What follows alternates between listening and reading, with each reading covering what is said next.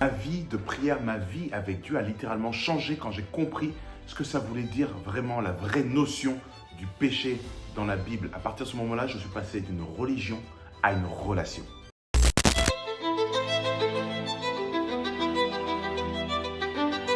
Comment comprendre le péché, la notion du péché biblique, sans que ça amène une culpabilité écrasante?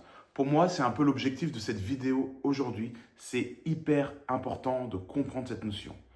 Il y a un verset qui est hyper important pour moi, et je vais le répéter plusieurs fois dans cette vidéo. Romains 8.1. Il n'y a donc maintenant aucune condamnation pour ceux qui sont en Jésus-Christ. Waouh! Il n'y a plus aucune condamnation pour ceux qui sont en Jésus-Christ. Comment concilier ça et la peur du péché? Eh bien, l'important déjà, c'est de commencer à dédramatiser tout de suite le terme de péché.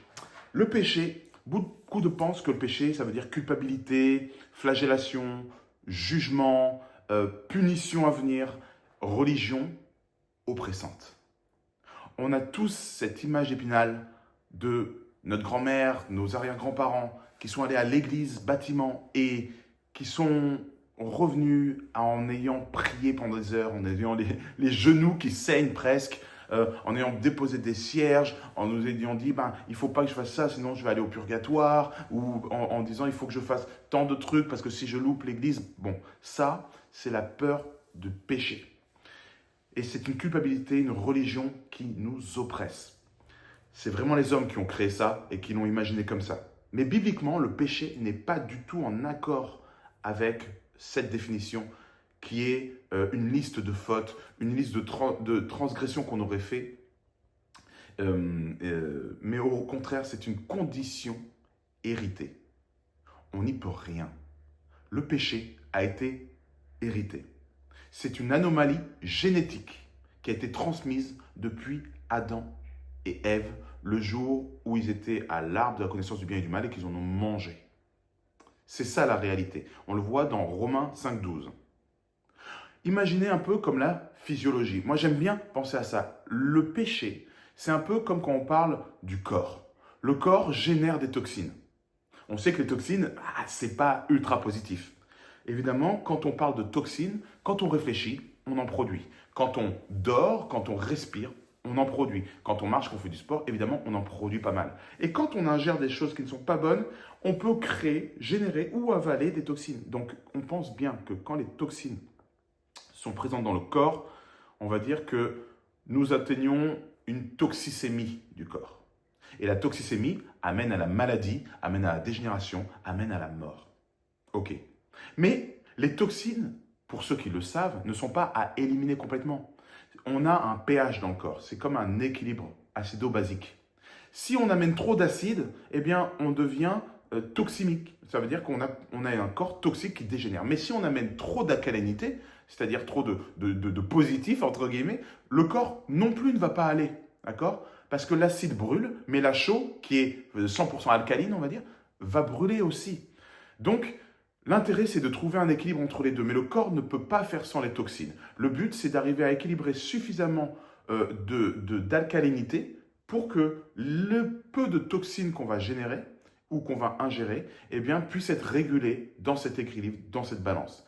On est né avec les toxines. On ne doit pas combattre les toxines. On doit les réguler et faire en sorte que ces toxines ne prennent pas le pas sur l'équilibre, sur la faculté du corps à se régénérer. D'un côté, on a une toxicémie. D'un autre côté, on a une régénération. On se coupe, on cicatrise, on grandit et on évolue, on va dire, correctement selon la physiologie du corps. Eh bien, le péché, c'est un peu pareil. On ne va pas se concentrer à éliminer le péché. Le péché est là dans notre corps, quoi qu'il arrive. Dieu nous dit que même celui qui fait des bonnes actions est dans le péché et ne sera pas sauvé. Pourquoi? Parce que celui qui pêche, pêche d'abord et avant tout dans son imagination, dans ses pensées, dans son cœur. Parce que notre cœur, le cœur de l'homme, est un cœur mauvais, nous dit la Bible. Il est mauvais d'origine. Ça veut dire qu'un enfant de 2 ans, moi j'ai des enfants mon petit a 3 ans en ce moment, eh bien on le voit, il ment. Il va piquer des trucs, il va taper sa sœur, mais personne ne lui a appris, c'est pas un exemple qu'il a vu à la maison, qu'il a vu à l'école, puisqu'il n'allait pas encore à l'école. C'est quelque chose d'inné. Le petit garçon, la petite fille va à un moment donné commencer à expérimenter le péché qui est dans sa nature. Et ça, Dieu nous le dit.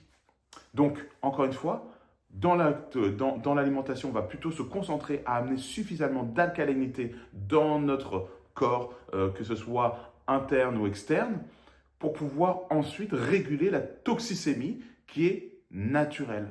D'accord? Ce n'est pas un combat, c'est une condition héritée qu'il faut maintenant gérer. Donc, qu'est-ce que vraiment le péché? Le mot grec, amartia, veut dire littéralement, manquer la cible. Imaginez un cours de tir à l'arc et on vous dit, voilà la cible, elle est là-bas. Cette cible, c'est Dieu. À chaque fois que tu vas tirer au milieu de la cible, tu vas avoir une relation selon le cœur de Dieu. Ce sera quelque chose de voulu de Dieu. Dieu veut que tu tires en pleine cible. Plus tu te rapproches du centre, plus tu es vraiment dans la vérité de Dieu et dans le plan qu'il a pour toi. Ok, toi tu tires, tu bandes ton arc et fouf, à côté, tu as loupé la cible. Ça veut dire quoi? C'est que ce n'était pas la volonté de Dieu que tu loupes. La volonté de Dieu, c'est que tu sois en accord avec l'élément qu'il a proposé. Si tu es à côté, est-ce que ça veut dire que on va briser ton arc, qu'on va t'étrangler avec la corde, qu'on va t'enterrer en même temps bon bref, vous avez compris? Non. Si on loupe la cible, ça veut dire qu'on doit avoir plus d'entraînement pour ne plus rater la cible. C'est ça le mot péché. Le mot péché, amartia, manquer la cible. Beaucoup d'entre vous le savez. Mais comment se réconcilier avec le fait que manquer la cible, ce n'est pas un ticket direct pour l'enfer, pour la punition de Dieu, pour la maladie, pour le courroux vengeur de Dieu qui va vous tomber dessus. Et bien comprendre que Dieu est là pour nous entraîner, que le Saint-Esprit veut nous transformer de l'intérieur afin que nous soyons de plus en plus efficaces pour viser la cible. Eh bien, le péché, on comprend que ce n'est pas une mauvaise chose qu'on va faire, c'est une nature intérieure. C'est, t'es mauvais de base, frérot. Point. Tu prends ton arc, tu crois que tu vas cibler, t'es mauvais. Et tu t'en rends compte assez rapidement. Et c'est ça qui nous fait dévier de la perfection de Dieu. Le résultat, c'est que la chair et l'esprit ne peuvent pas cohabiter. Parce que l'esprit, lui, il est parfait. L'esprit, il veut Dieu, il reconnaît Dieu, il a soif de Dieu, tu lui parles des choses de Dieu, il est émerveillé. Depuis sa conversion, tout ce qu'il veut, c'est Dieu, tout ce qu'il veut, c'est le retour de Jésus, tout ce qu'il veut, c'est Jérusalem céleste, ce qu'il veut, c'est faire du bien, ce qu'il veut, c'est dévorer la parole, etc. Et il y a la chair qui dit, non, doucement, Pamphile. Moi, tu n'as pas compris. Moi, je veux y aller tranquille. Moi, Dieu, d'accord, mais d'abord Netflix. Tu vois? La chair est en inimitié avec l'esprit. Il y a les deux. Il y en a un qui dit non, mais je pense qu'il faudrait lire sa Bible. Je pense que ce programme télévisé n'est pas à la hauteur de... Non, ma même mon frère. Tu me dis, qu'est-ce que tu me racontes? Non, tu dois aller directement à côté de la cible. Parce qu'à côté de la cible, il y a cette boîte qui s'appelle le zouker. Et le zouker, tu vas zouker. Et là, il y a un conflit. Et on se rend compte que, quand on tire, on prend l'arc et voilà, t'es là, je vais y arriver et tout. Et tu dis, mais qu'est-ce qui se passe? Il y a quelqu'un, il y a une main invisible qui me tire l'arc et qui veut absolument que je me tire dans le pied.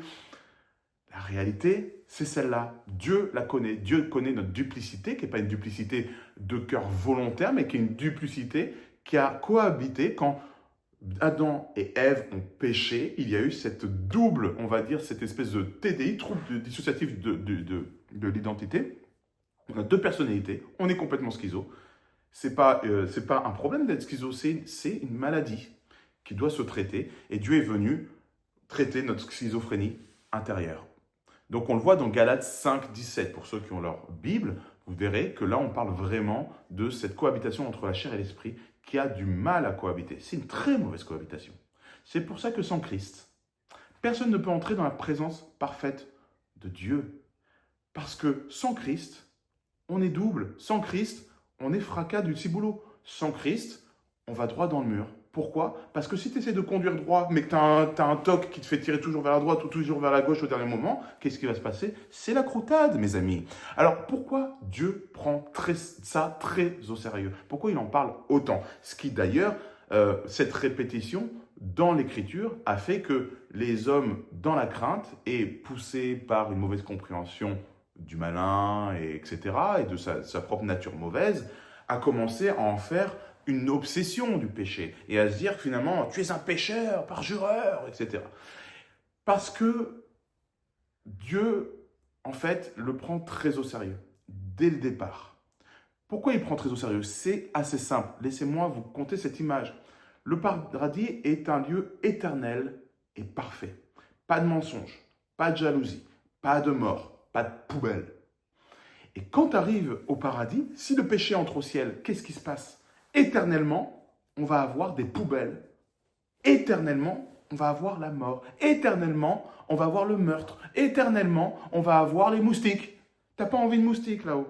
Donc, Dieu ne peut pas permettre que tu rentres avec tes poubelles au paradis. Ce n'est pas possible. Qui que ce soit, il a créé un lieu parfait. Donc pour ça, il a dit, je vais séparer mon lieu parfait avec un lieu imparfait. Dans ce lieu imparfait, vous faites ce que vous voulez, vous allez zouker avec des poubelles. Ici, c'est clean. Quand vous serez prêt à venir dans le lieu clean, que vous serez lavé, eh bien, je vous laisse rentrer. En attendant, faites vos dingueries ailleurs parce que ça pue. Donc, imaginez un endroit parfait qui devient taché éternellement. Et Dieu arrive, il dit, mais il n'y a pas de javel éternel ici. Moi, la javel, je l'ai faite avant pour vous désinfecter, afin que vous soyez nickel. Une fois que vous êtes rentré, il n'y a plus de péché ici. Vous ne pouvez plus générer d'ordures. Ces ordures, elles sont directement traitées et envoyées à la poubelle. Donc, venez sans, les amis, s'il vous plaît. Et imaginez que d'un coup, un tas d'ordures arrive. Et tu as quand même des gars qui disent, non, non, mais... On décharge un camion belge. C'est quoi ça? C'est mon ancienne vie, t'inquiète. Je la récupère, j'en ai besoin. Et là, tout le monde dit, ah, ça pue, c'est horrible. Eh bien, ça, c'est ce que Dieu ne peut pas permettre. C'est ce qui n'existera jamais. Et c'est pour ça que Dieu en parle en disant, je traite le péché radicalement pour le bien de l'éternité, pour le bien de notre relation, pour le bien de mes enfants. Bonne nouvelle, Jésus a vaincu le péché. Et c'est bien ça l'axe dont on parle dans la Bible. Dans l'Ancien Testament, on parlait que le péché était omniprésent, que l'homme n'arrivait pas à s'en débarrasser, malgré le fait qu'il ait des lois et des rituels qui fassent que s'il les exécute, Dieu dit que c'est la cible et c'est bon. On se rend compte qu'il n'y en a pas un qui a pas deux mains gauches. À chaque fois, ça tape à côté. Donc Jésus est venu et a dit, écoute, donne-moi ton arc, pousse-toi, je vais tirer à ta place. Allez, pile dans le coin. Si tu acceptes que ce score-là soit le score qui t'appartient, si tu acceptes que j'ai joué à ta place et que tu n'as pas l'ego de te dire non, c'est moi qui dois tirer, ça doit être ça doit être juste, il faut que ce soit ma justice qui fasse que je réussisse ou pas la cible. Jésus dit, tu n'y arriveras jamais, laisse-moi faire. Si tu me laisses faire, tu gagnes le tournoi. Si tu ne te laisses pas faire, tu ne gagnes pas le tournoi, hein, pour revenir à l'analogie du tir à l'arc. Donc comment il a gagné sur le péché? Vous l'avez deviné, j'imagine, sur la croix. Jésus a apporté toutes nos ordures. 2 Corinthiens 5, 21, tous nos péchés, tous nos manquements. À chaque fois qu'on s'est loupé, ça ne va pas nous disqualifier. À partir du moment où Jésus prend ces mauvais résultats avec lui sur la croix. Il a dit, ça c'est mes résultats médiocres, et moi, mes résultats parfaits, je les donne à Raphaël. Et je vais, moi, me faire jeter du tournoi. Je vais perdre, d'accord, je vais juste me faire sortir et éliminer. Et je vais faire en sorte que mon poulain, la Raph, il gagne. Voilà, parce qu'il a des résultats parfaits, même si c'est évidemment pas ses résultats en réalité. À la résurrection, il a juste ouvert une nouvelle vie possible pour toi et pour moi. Une vie de l'esprit. Une vie où l'esprit triomphe sur la chair. Quand la chair veut aller zoukeo, ton esprit, lui, va aller dormir.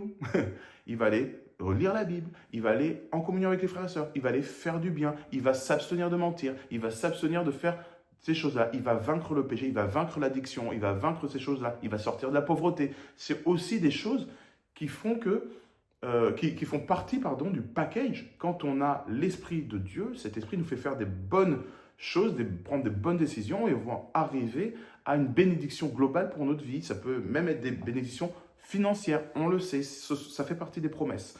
C'est pas ça qu'il faut viser absolument, mais ça fait partie des anomalies qui venaient avec le péché, la malédiction par exemple de la pauvreté, qui a été réglée aussi. Donc il y a énormément de choses, comme la guérison aussi. La maladie, quoi qu'on vous en dise, n'est pas voulue par Dieu, n'est pas autorisée par Dieu, en tout cas elle vient du péché, et la grâce de Dieu vainc la maladie. On n'est pas censé tomber malade. Si on tombe malade, c'est qu'il y a encore de la mort dans notre vie et cette mort peut arriver de différentes manières. On n'est pas dans la culpabilité, mais on va identifier pourquoi. Est-ce que c'est parce qu'on a eu des mauvais comportements, donc non dirigés par l'esprit mais par la chair, par exemple des comportements alimentaires? Est-ce que ça va être une hérédité, quelque chose qu'on a hérité et dans ce cas-là, ça va être la prière qui va venir la briser? Est-ce que c'est quelque chose qui survient de l'extérieur? Et dans ce cas-là, il va falloir prendre autorité. Peu importe, Dieu, lui, a vaincu la mort et le péché et tout ce qui vient de la conséquence du péché. Donc, ça ne veut pas dire que la chair va disparaître, ça ne veut pas dire qu'on va mourir à la seconde où on touche Jésus, physiquement on ne va pas mourir, la chair ne disparaît pas. Donc, le péché qui est encore collé à notre corps jusqu'à la mort va lui se manifester. Donc, on a des toxines, hein. Les toxines vont venir et elles sont tout à fait normales et logiques. En revanche, nous, on va apporter suffisamment d'alcalinité, donc l'inverse des toxines, l'inverse du péché, c'est-à-dire la grâce, la vérité qui nous affranchit, qui nous libère de notre chair. Et on va de moins en moins subir les tentations, les attraits de notre chair. Hein. Je crois que vous avez compris maintenant. Donc, le péché n'a pas disparu, il a juste perdu son pouvoir de nous condamner. Il ne peut plus nous condamner. Donc même si on a des prestations dégueulasses qu'on tire à chaque fois à côté, en haut, on chope le pigeon, on chope le concierge, on chope la mode de foin, peu importe, quelle que soit notre prestation, quel que soit le degré de péché qu'on va atteindre, il a perdu le pouvoir de nous condamner. En revanche, il n'a pas perdu une chose, c'est le pouvoir de nous nuire. Si tu manges énormément de toxines, ces toxines-là ne vont pas t'envoyer en enfer. Ces toxines-là ne vont pas t'envoyer directement à la mort. Par contre, ces toxines-là vont t'embêter. Je te garantis qu'avant d'y passer, tu vas passer par un nombre de symptômes qui ne vont pas être agréables. Et bien, le péché, c'est exactement pareil. Le péché est toujours collé à notre corps. Le péché n'a plus la puissance de nous condamner, mais le péché est quelque chose qui doit être combattu. Et pour ça, il y a une solution. C'est le Saint-Esprit qui nous a été donné pour combattre dans notre corps. À partir de ce moment-là, on arrête de culpabiliser. On comprend que notre nature pécheresse, c'est juste notre ancienne nature, on est mauvais. Et l'Esprit nous fait nous améliorer à partir du moment où on l'accepte et où on le nourrit. Donc, imaginez que dans cette maison parfaite, qui est le paradis, qui est l'éternité, le Fils arrive et dit « Oh là, ça pue, non, non, non, bon, restez là, restez comme vous êtes. Donnez-moi toutes vos ordures. Si, là, ouais, même le sachet de Malabar, tu me le donnes, là, le chewing-gum, tu le craches. Je mets tout ça dans des poubelles, je l'amène à la croix. Et à chaque fois que vous allez refaire un nouveau déchet, ce déchet va directement aller à la poubelle, à la croix. Voilà. Donc aujourd'hui, ce n'est plus le sujet comme avant de si je pêche, il va y avoir des conséquences sur mon éternité, sur ma condamnation et sur mon salut. Maintenant, la question est tout autre. Si je pêche, je n'arrive pas à obtenir les promesses que je suis censé obtenir, c'est-à-dire la guérison, c'est-à-dire les bénédictions peut-être financières, la bénédiction dans ma famille, la bénédiction dans mon couple, les bénédictions de façon générale. Je suis empêché parce que le péché pollue mon environnement. Même si Christ le prend et que ça ne me condamne pas pour l'éternité, même si j'ai mon salut, eh ben, il y a celui qui va accomplir son salut, qui va être sauvé comme par la peau des gencives, et il y a celui qui va être édifié, fortifié par la vérité, par la parole de Dieu, qui va vivre de gloire en gloire, de victoire en victoire, et qui va réussir à pécher de moins en moins. Je ne pense pas qu'il arrivera à ne plus jamais pécher parce que c'est la grâce de Dieu qui nous sauve et c'est son esprit qui nous transforme. La chair est encore puissante. On a beau l'avoir noyé, la plupart du temps, on se rend compte que le corps, même noyé, sait très bien nager. D'accord? Donc, ce n'est pas parce qu'on s'est baptisé et tout, etc., qu'on va plus pécher. Quelqu'un vient exciter un homme de Dieu, une femme de Dieu qui est très versée dans la parole, tu viens commencer à lui parler, à l'insulter, tout le monde a ses limites. Mais le Saint-Esprit augmente cette limite. Et au fur et à mesure, on va se rendre compte, on va être surpris qu'avant, on me disait ça, je pétais un plomb. Maintenant, il m'en faut 4 fois plus avant de commencer à péter un plomb. Mais à la fin, quoi qu'il arrive, tu pètes un plomb. Parce que tu es encore humain. Notre but, c'est d'arriver à mettre la barre tellement haute qu'on ne va plus être influencé par la chair, mais par l'esprit.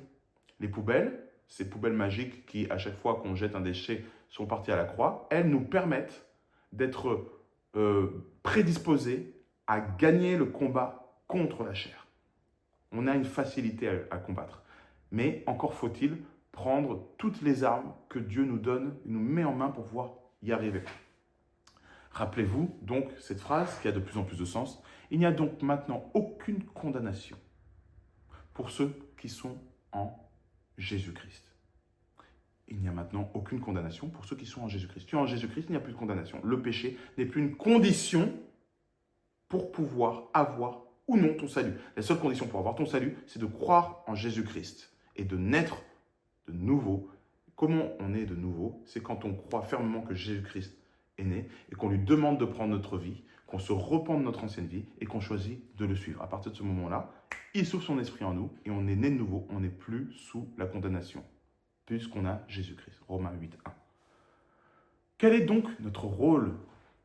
Notre rôle, notre partie à nous, c'est de se laisser transformer.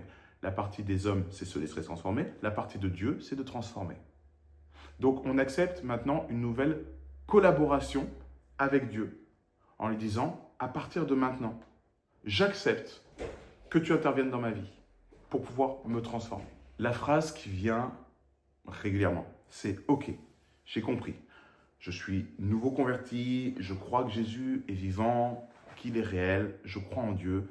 Maintenant que je fais partie des chrétiens, il va falloir que je devienne 5 fois plus performant qu'avant, que je fasse 5 fois plus attention à ce que je fais, à ce que je dis, et que je fasse tous les efforts possibles pour ne pas pécher. » C'est quand même pas très catholique. Donc, ce qu'il va falloir que je fasse maintenant, c'est que j'allume des cierges, que je mette des musiques douces, que je ne côtoie pas trop de monde, surtout pas les gens qui m'embêtent. J'y connais pas grand-chose, mais je sais une seule chose, c'est que la pire des choses qui pourrait m'arriver, c'est de pécher. Erreur de compréhension, très importante, qui a fait chuter des milliards de chrétiens, des milliards de croyants, du statut de relation avec Dieu à statut de religion avec Dieu.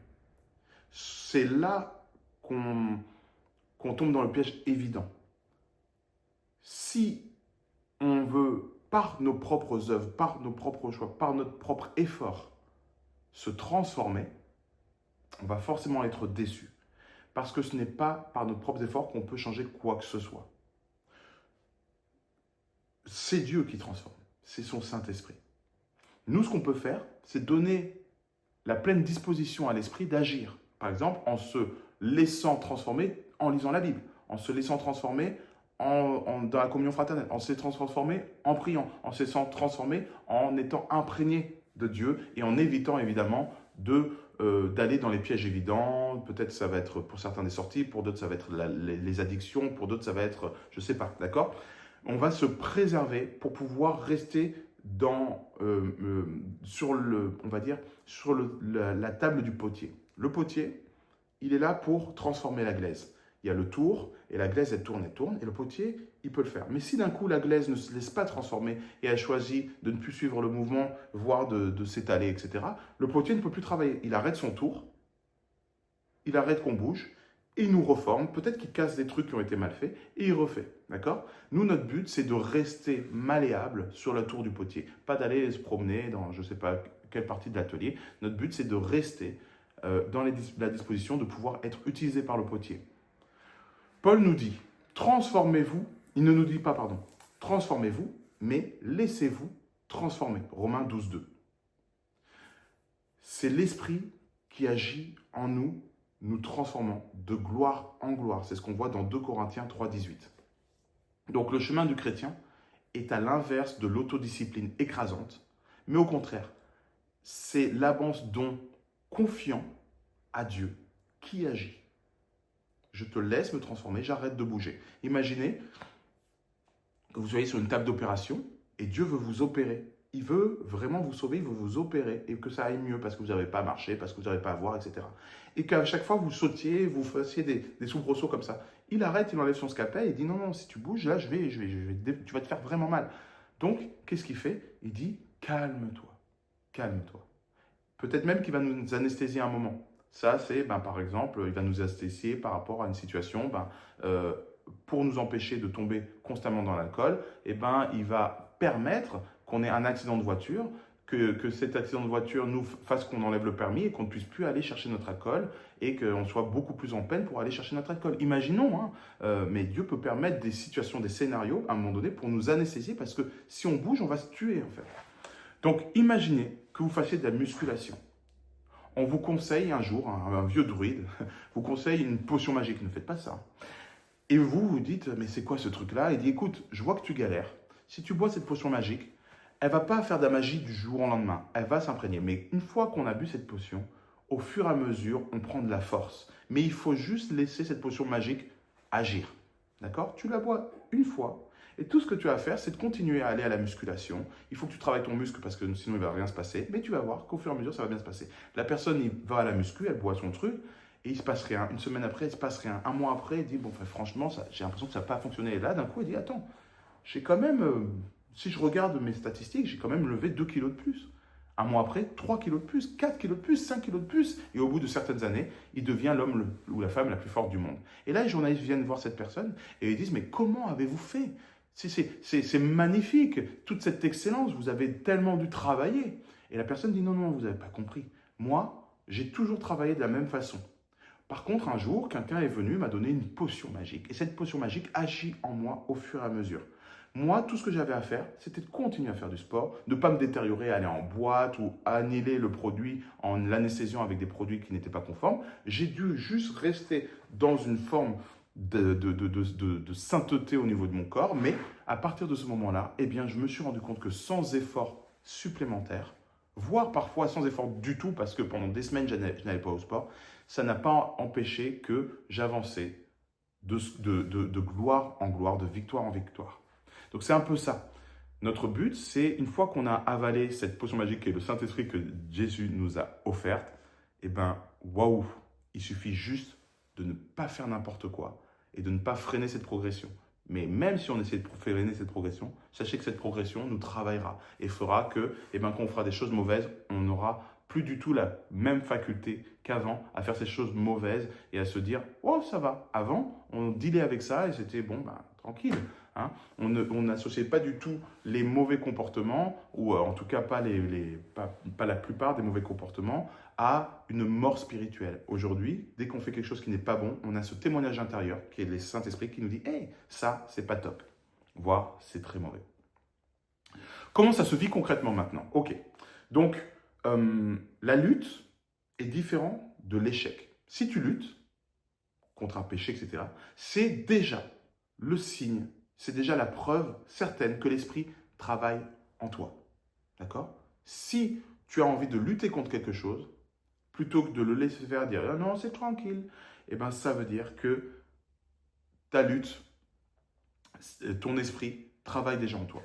Il n'y a donc pas de condamnation. Romains 8.1, il n'y a donc maintenant aucune condamnation pour ceux qui sont en Jésus-Christ.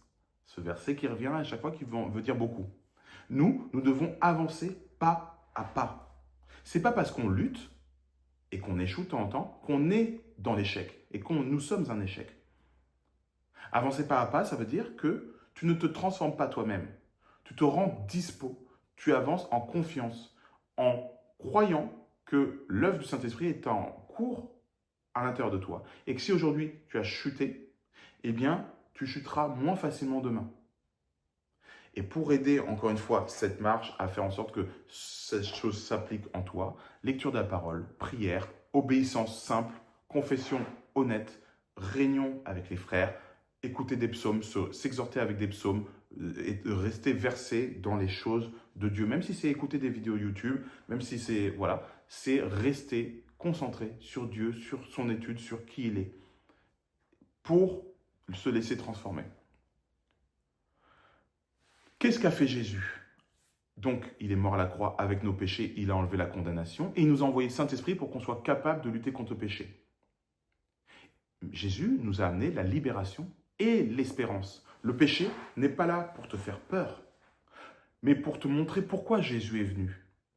Moi, il y a une phrase souvent que j'affectionne, que j'avais entendue une fois, c'est si quelqu'un vient vous accuser et dit « Toi, tu es chrétien, mais regarde, tu as ça dans ta vie, tu es comme ça, tu as un mauvais caractère, etc. » Eh bien, la phrase du chrétien, c'est de dire « Oui, ça montre à quel point mon Dieu est formidable, il est puissant, il est miséricordieux. » C'est-à-dire qu'il m'a sauvé, moi qui suis si mauvais. S'il m'a sauvé, moi qui suis si mauvais, à quel point il peut sauver tout le monde. Mes erreurs, qui sont en train d'être transformées, dont je ne veux pas, sont le reflet de la grâce de Dieu et de sa puissance.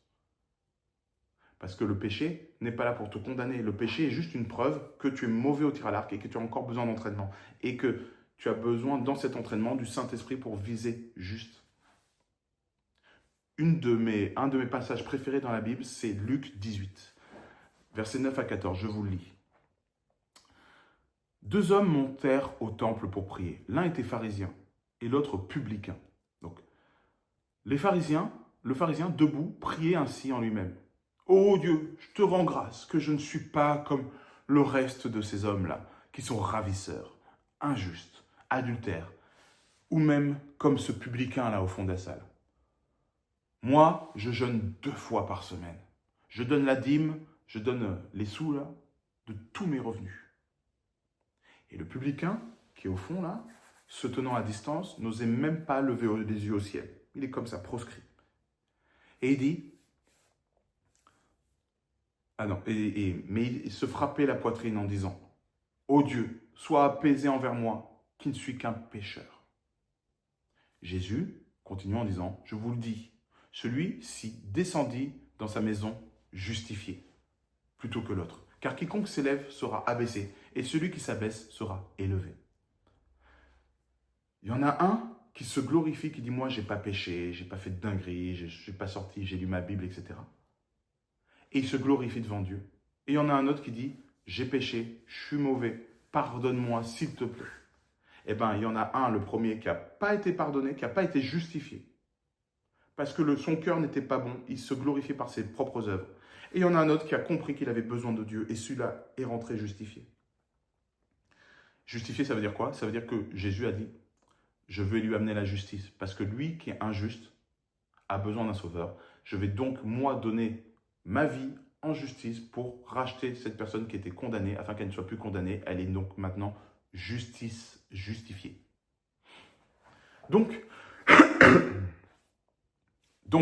tu n'as pas à te flageller par rapport à cette histoire de péché. Tu as à te laisser aimer et transformer. Le péché ne doit pas être une obsession pour toi. J'ai péché, j'ai péché, j'ai péché, j'ai péché. Le péché doit être un indice que tu as encore à travailler sur certains sujets. Donc, tu vas commencer à travailler ces sujets dans la parole. Tu vas commencer peut-être à le travailler avec des frères et sœurs. Tu vas commencer à éviter de traîner dans ces environnements qui te font chuter, qui te donnent l'occasion de pécher, de rater la cible. Et tu vas commencer à faire ton entraînement. Ton entraînement, c'est de laisser Dieu te transformer et toujours essayer. Si par exemple ton péché, toi, c'est l'alcool, tu vas essayer d'éviter les bars, tu vas essayer d'éviter les apéros, tu vas essayer de prendre un médecin qui va t'accompagner, etc., etc. Tu vas faire en sorte de... Mais quand tu vas pécher, tu vas comprendre que ce n'est qu'un processus qui n'est pas encore complètement accompli et tu ne vas pas te flageller, tu ne vas pas t'en vouloir, tu vas t'en remettre à Dieu, te retourner à Dieu et dire « Dieu, transforme-moi sur ce sujet, j'ai encore fauté, j'y arrive pas. Il faut que tu viennes m'aider, s'il te plaît, Seigneur. » Et t'entourer de frères et sœurs qui vont t'aider dans cette démarche. Parce que faire toutes ces choses-là seul, c'est laisser la possibilité à la chair de faire n'importe quoi et de te tabasser littéralement. Donc, tu n'as pas à te flageller. Tu as à te laisser aimer et transformer.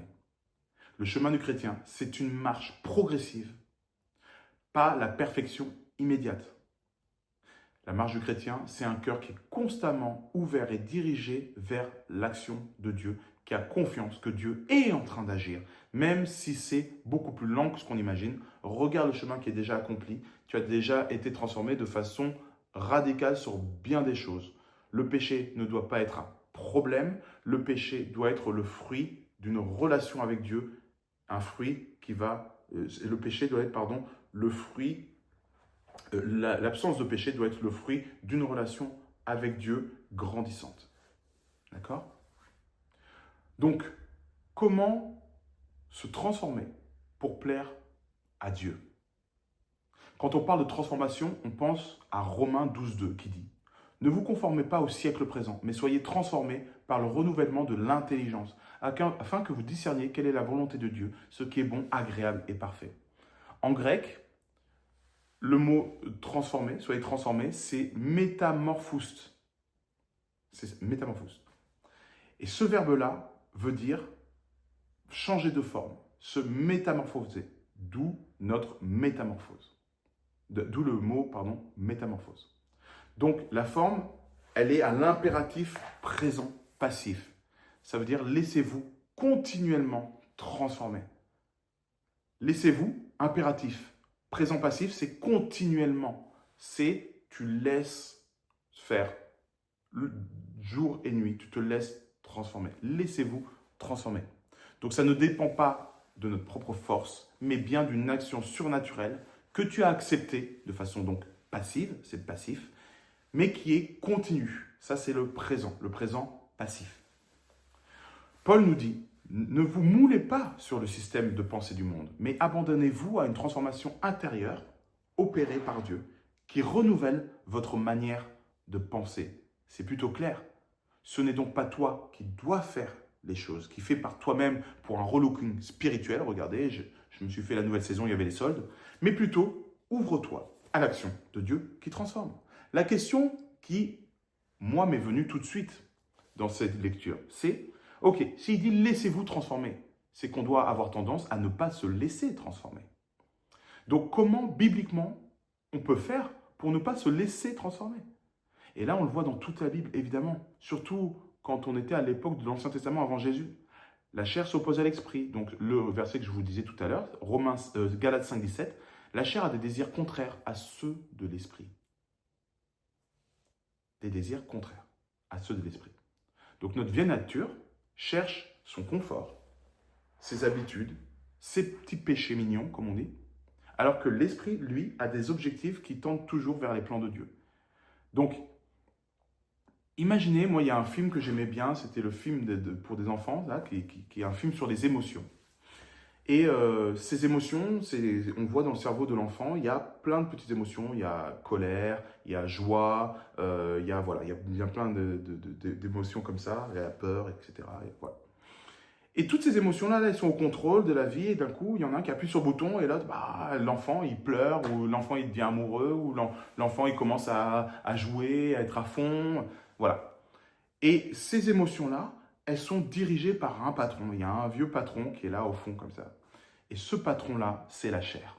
La chair, c'est le boss, tu vois, il est là avec ses lunettes de soleil, sa cravate, il est sur son clavier. Et quand il sort, il dit « Hop, hop, hop, là, j'ai pas compris, on n'a pas eu assez peur. Et toi, là, tu vas manger plus que de raison. Et toi, là, tu vas avoir envie de dormir, c'est pas l'heure de faire du sport. » Ok?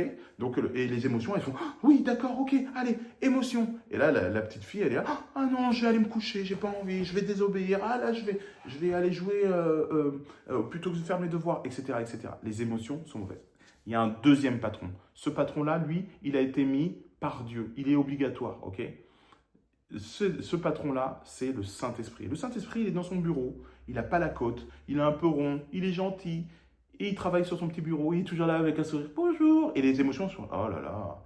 Et par contre, le boss, lui, qui est un peu le modèle du boss avec un gros rat, il dit, les gars, on va faire du chiffre, ok? Et après, je vous amène tous en boîte et on va tous faire n'importe quoi, c'est bon? Ouais, ouais, ouais. Donc peur, tu appuies sur la peur, colère, tu appuies sur la colère, joie, tranquille, mais la joie que quand on est dans des postures que je vais te dire quand tu vas avoir de la joie, pas au moment où tu t'y attends.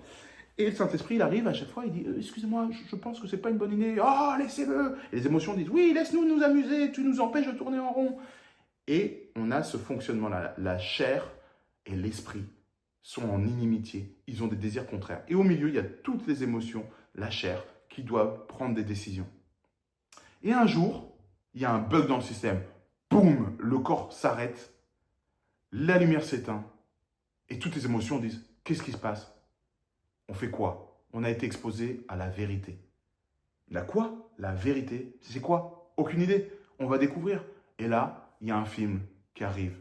Le Saint-Esprit est votre ami. Le Saint-Esprit va vous aider à grandir. Le Saint-Esprit est la seule voie pour que les émotions s'épanouissent, pour que le corps fonctionne bien. Et attention, il y a un ennemi, la chair. Et là, toutes les émotions, elles regardent le film.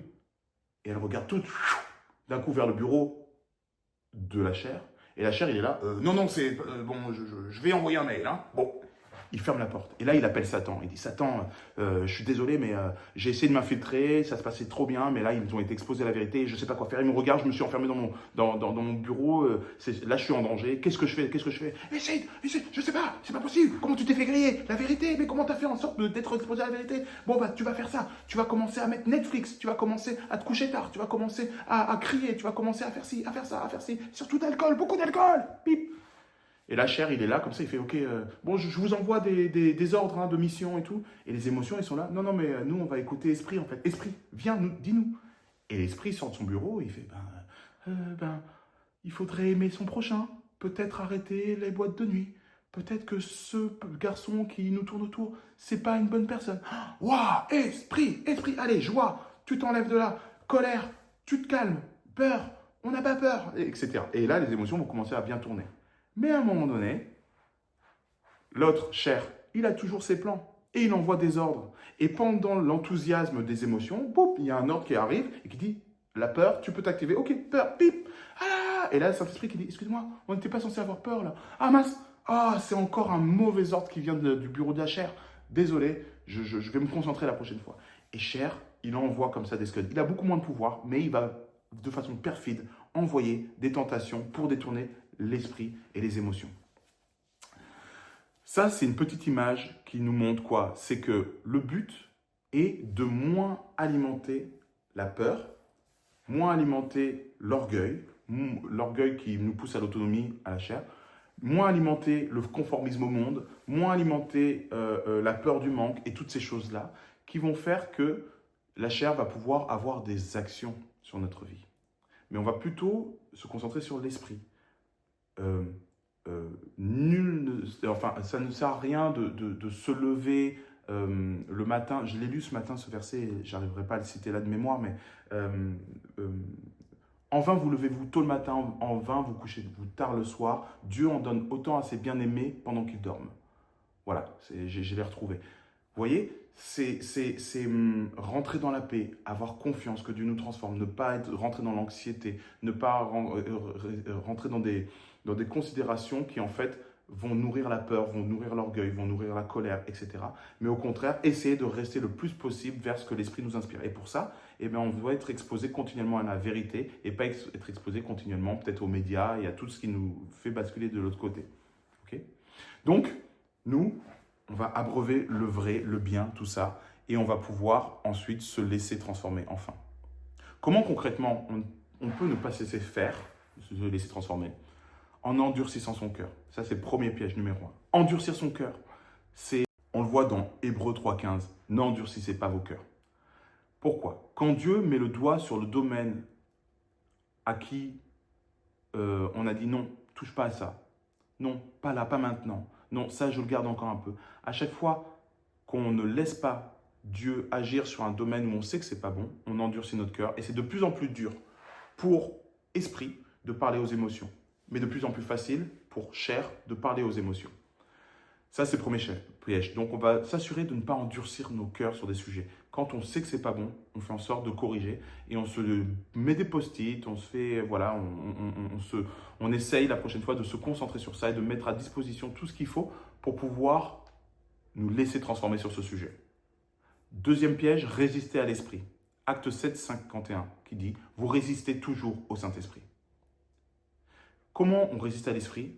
C'est en n'écoutant pas sa voix, en refusant la conviction. J'ai la conviction que ça, ce n'est pas bon, et je n'écoute pas et je dis, tu sais quoi, c'est pas grave.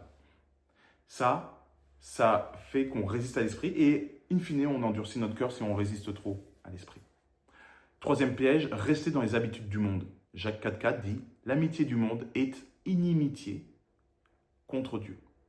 Donc, à chaque fois qu'on va aller dans des choses qui concernent le monde, qui nourrissent le monde, etc., on va doucement glisser dans l'inverse de l'amitié avec Dieu.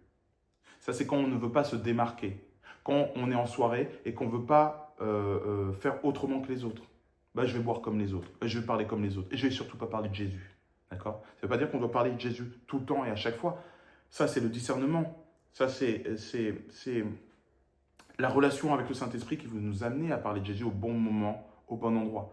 Mais si on a l'occasion de le faire, qu'on a la conviction qu'il faut qu'on fasse et qu'on ne se le fait pas parce qu'on se dit il faut que je me conforme au monde. Si on continue à faire des activités que les gens font qui vont être potentiellement indécents, mais qu'on le fait quand même, eh bien à ce moment-là, on va rester dans des habitudes du monde qui vont résister à la transformation de Dieu. On va donc résister à l'esprit, on va donc endurcir notre cœur in fine. Donc se laisser transformer, pour résumer, c'est un choix d'ouverture. Confesser, c'est-à-dire reconnaître notre résistance à Dieu et notre incapacité à agir comme cet exemple tout à l'heure de l'autre qui dit « Pardonne-moi Seigneur, je sais que je ne suis pas bon, aide-moi à me transformer ». Au lieu de les cacher, d'accord? Donc on va confesser à Dieu premièrement. Et si on a un frère ou une sœur de confiance, quelqu'un avec qui on choisit d'avancer en esprit, eh bien on va pouvoir aussi lui confesser des choses, sachant qu'elle ne va pas trahir notre confession. C'est obéir, donc confesser, obéir c'est-à-dire pas à pas, encore une fois. Je lis dans la Bible quelque chose qui mérite d'être mis en application, je vais y obéir, même dans les petites choses, d'accord? Et troisièmement, renouveler l'intelligence. C'est-à-dire que notre cerveau va fonctionner un peu autrement. Comment faire? En s'abreuvant constamment de la parole de Dieu, des choses de Dieu. Ça va être des prêches, ça va être de la lecture de la Bible, ça va être de la prière, ça va être des frères et sœurs avec qui on va s'imprégner. Et c'est là qu'on va laisser Dieu changer, premièrement, nos pensées, avant même de changer nos comportements. C'est nos pensées qu'il va commencer à traiter. Et quatrièmement, une soumission joyeuse. C'est une joie d'être soumis à Dieu. Ce n'est pas une joie de flagellation, d'esclavage. Une soumission joyeuse, c'est quoi? C'est dire en gros, Jésus, papa, je ne comprends pas toujours, mais je te fais confiance. Tu vas me transformer et me changer. On voit dans Philippiens 2,13, car c'est Dieu qui produit en vous le vouloir et le faire selon son bon plaisir. Quand on laisse Dieu faire, c'est lui qui produit en nous le vouloir, ce que je veux, et le faire, ce que je vais faire, selon son bon plaisir, parce que son plaisir, il est bon, contrairement au nôtre. Conclusion, Romains 8,1. Il n'y a donc maintenant aucune condamnation pour ceux qui sont en Jésus-Christ. Le péché est une maladie que tu n'as pas choisie. Tu es venu, c'était le package d'entrée quand tu es venu sur cette terre. Jésus, lui, c'est le médecin et il l'a vaincu, il t'a soigné. En revanche, il y a des symptômes, il t'a prévenu, il y a des symptômes qui vont revenir. Toi, ton job, c'est juste de rester dans les mains de Jésus et de te laisser te guérir de gloire en gloire. Si tu fais ça, tu vis le bon combat et tu as une bonne considération de qu'est-ce que vraiment le péché et comment traiter le péché dans ta vie. Si le péché amène une condamnation, amène une culpabilité, c'est un péché. La culpabilité est un péché selon Dieu. On ne va pas l'étudier aujourd'hui, mais c'est un des plus graves péchés. C'est de culpabiliser. Si le péché arrive, on va le traiter autrement. On va dire, toi le péché, je te juge et je te condamne dans le nom de Jésus parce que tu es illégal. Et même si aujourd'hui je pêche, ce n'est plus ma vraie nature. Ça, c'est mon ancienne nature qui est dirigée par la chair. Moi, je suis dirigé par l'esprit. Donc si aujourd'hui j'ai chuté, peut-être que j'ai chuté une fois, mais je me relèverai toujours une deuxième fois. Parce que le juste tombe 7 fois et 7 fois, il se relève. Donc aujourd'hui, je vois le péché non pas comme un ennemi, mais comme la conséquence naturelle de mon ancienne nature que je dois réussir à faire taire en me laissant transformer dans une soumission joyeuse avec le Saint-Esprit. Et je vais donner tout ce qu'il faut pour pouvoir avoir suffisamment de poids pour écraser la chair et ne pas culpabiliser quand cette chair se manifestera. Mais juste me dire, ok, je l'ai identifié Jésus, sur ça, je suis encore pas bon, aide-moi à le transformer. Toi et moi, ensemble, on va régler ça parce que tu vas me transformer pour que je puisse être vainqueur sur ce domaine-là aussi. Et je pense qu'avec une vision éclaircie sur ce qu'est le péché et en sortant de la condamnation et de la culpabilité, on va réussir à avoir une relation bien plus épanouie avec notre papa qui nous aime et qui est un papa qui nous accompagne dans la victoire et pas un papa qui vient pour nous juger et nous condamner. Mais bien au contraire, qui nous permet et qui nous aide comme un papa qui vraiment vient nous encourager. Il vient au stade et dit « Allez mon fils, allez ma fille, tu vas y arriver ». Et un bon papa qui est avec nous, étape par étape, pas par pas, pour nous aider à vaincre cette nature qu'il a lui-même rachetée à la croix. J'espère que ce message vous aura parlé. Dites-moi en commentaire. Ça fait aussi augmenter l'algorithme. N'oubliez pas de liker, de mettre un petit pouce. N'oubliez pas de vous abonner si ce n'est pas fait et d'appuyer sur la cloche pour avoir plein de mes contenus à chaque fois que je vais les sortir. Et surtout, n'oubliez pas, soyez heureux et en paix avec tous et ne considérez plus le péché comme une anomalie à combattre, mais une anomalie qui est en train d'être combattue par Jésus-Christ.